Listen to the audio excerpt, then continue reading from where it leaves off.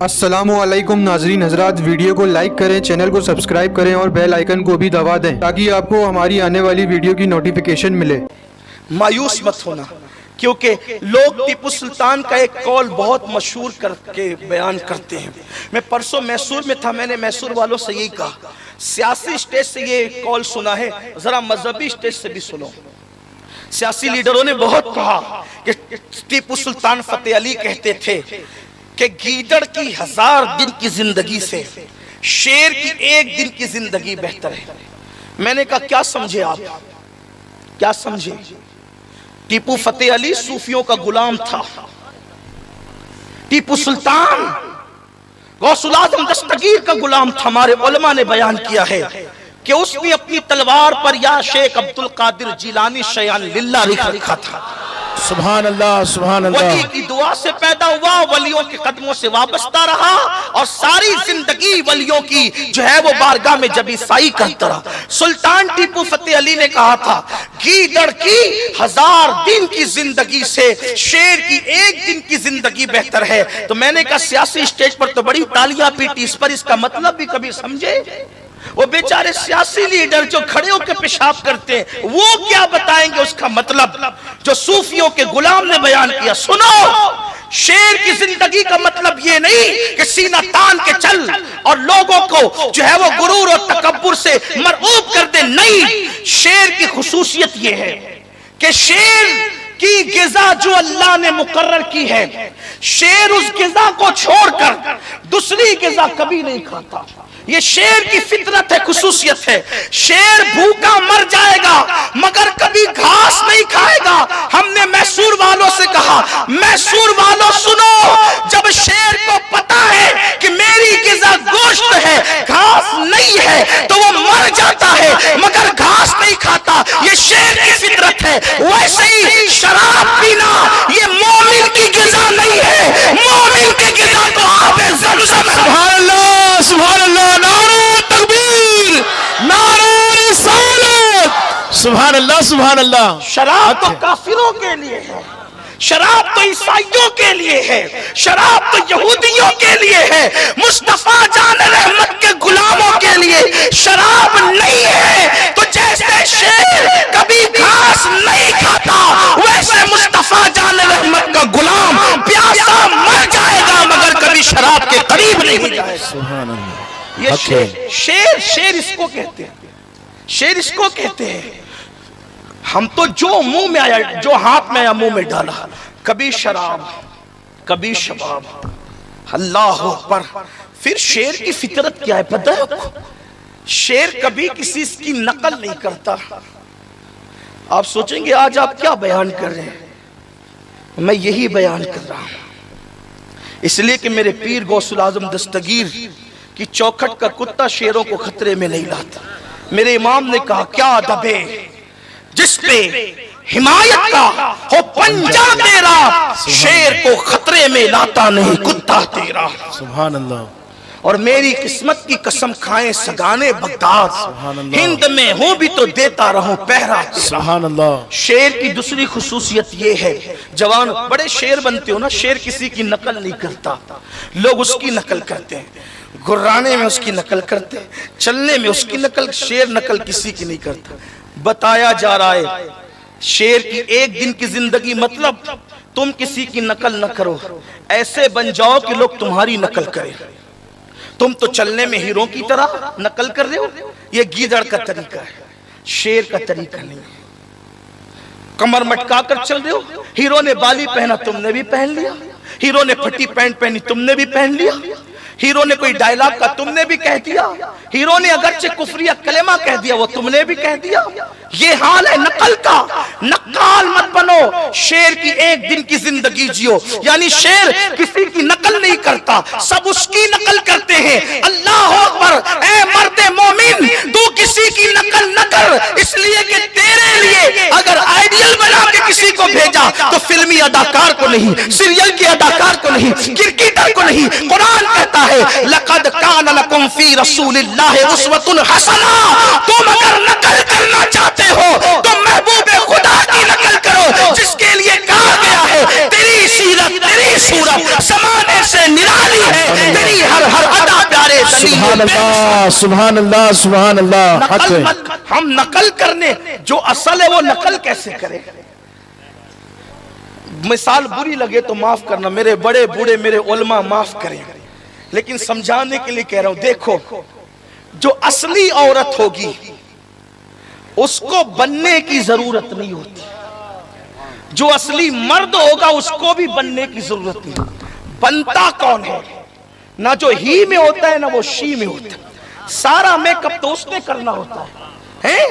औरतों से ज्यादा वो मटके, औरतों से ज्यादा मेकअप वो करे, औरतों से ज्यादा लचक पचक उसमें हो, औरतों से ज्यादा लपक झपक उसमें हो।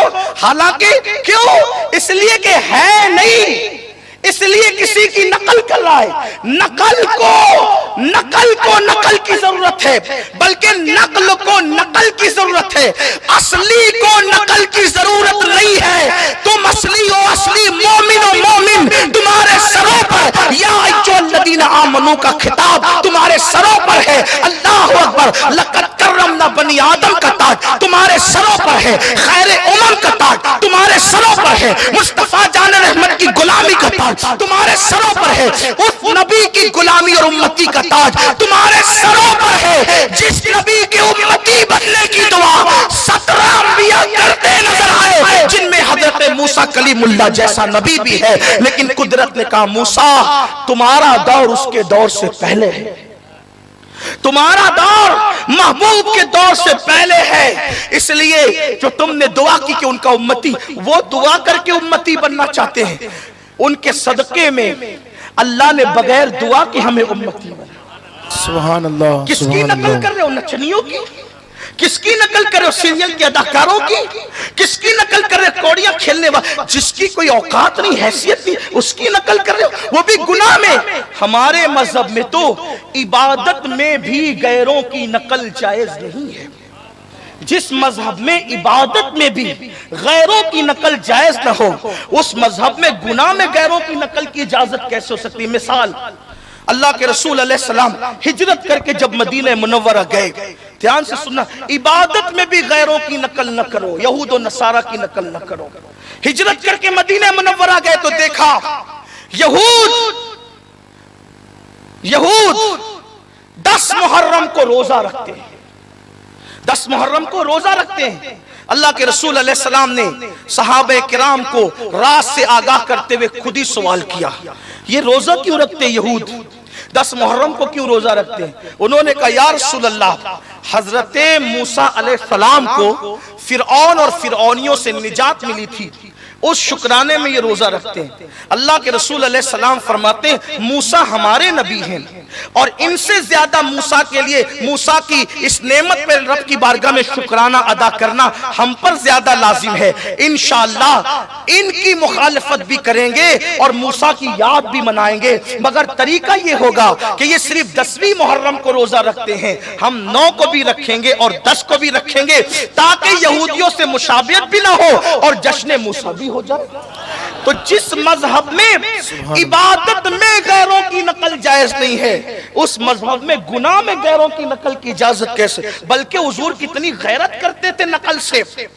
मक्के में अल्लाह के रसूल अलैहिस्सलाम जब कंघी करते थे सरे अनवर में, तो अपने बाले मुबारक को यूं ही कंघी करके संवारते थे, यूं ही संवारते थे जुल्फे मुस्तफा को।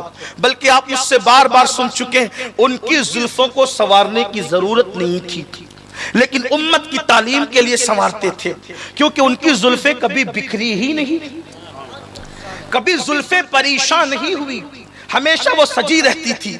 बल्कि नींद से उठते थे तो ऐसा लगता था जैसे किसी ने कंघी करके संवार दिया हो, जैसे किसी ने कंघी करके संवार दिया। कौन कंघी करता था? इस रात से पर्दा उठाते हुए मेरा इमाम कहता है, शान है पंजे कुदरत, सुभान अल्लाह, सुभान अल्लाह, शान है पंजे कुदरत। कुदरत का पंजा हमारे पंजों की तरह नहीं है। शान है पंजे कुदरत, तेरे बालों के लिए कैसे हाथों ने सवारे हैं तुम्हारे जैसे। सुभान अल्लाह, सुभान अल्लाह, सुभान अल्लाह। किसी के बाल बहनें संवारे, किसी के बाल अम्मी संवारे, किसी के बाल बहन संवारे, किसी के बाल बीवी संवारे। कुर्बान मुस्तफा जान रहमत की अजमतों पर, पंजे कुदरत जिसके बालों को संवारे, शान पंजे कुदरत तेरे बालों के लिए कैसे हाथों ने संवारे हैं तुम्हारे गेसू। और गेसुओं की बात आई तो 14वीं सदी का मेरा मुजद्दिद यूं कहता है, चमने तैबा में सुंबुल जो सवारे गेसू, और बढ़कर शिकने नाश पे वारे गेसू, भीनी खुशबू से महक जाती है गलियां वल्लाह, कैसे फूलों में बसाए हैं तुम्हारे गेसू। और जब तेल लगाते थे तो शान ये होती थी, तेल की बूंदे टपकती नहीं बालों से रजा। सुभान अल्लाह। या एक सुन्नत भी बता दूं चलते चलते, लोग इतना इतना तेल लगाते हैं, जबकि सुन्नत मुस्तफा ये है, सर में तेल इतना डालो कि बालों से टपकने लगे, बालों से टपकने लगे, इतना डालो। अगर सुन्नत के मुताबिक डालना है तो इतना डालो, कंजूसी मत करो। और जो सर में रोजाना रात को सोते वक्त सर में तेल डालता है, अल्लाह उसको जल्दी बुढ़ापा नहीं देता, उसकी जवानी देर तक कायम रहती है। दूसरी बात यह है, उसका कुव्वते हाफिजा देर तक कायम रहता है। तीसरी बात यह है, उसके बाल जल्दी सफेद नहीं होते। इस तरीके से बेशुमार बातें हैं, अब इसी पर बात न करने लग जाऊं। अर्ज ये कर रहा था, हुजूर जब बालों में तेल डालते तो हुजूर की जुल्फों से कतरे कतरे, वो तेल के टपकते तेल के कतरे। मेरा इमाम तसव्वुर के लहजे में यूं कहता है, तेल की बूंदे टपकती नहीं बालों से रजा, तेल की बूंदे टपकती नहीं बालों से रजा, सुबह आरिस पे लुटाते हैं सितारे गेसू, सुबह आरिस पे लुटाते हैं सितारे गेसू। पता है सुबह आरिस किसे कहते हैं? सुबह दो तरह की होती है, एक सुबह काजिब और दूसरी सुबह सादिक। सुबह काजिब का कोई ठिकाना नहीं, जो सुबह सच्ची सुबह होती है तो बादलों से रोशनी फूटती है। बादलों से रोशनी कैसे फूटती है? बीच से, इधर से कालक अलग होती है रात की, इधर से कालक अलग होती है और बीच से रोशनी फूटती है। और फिर उस हल्की हल्की सुबह में सितारे यूं झिलमिलाते हैं।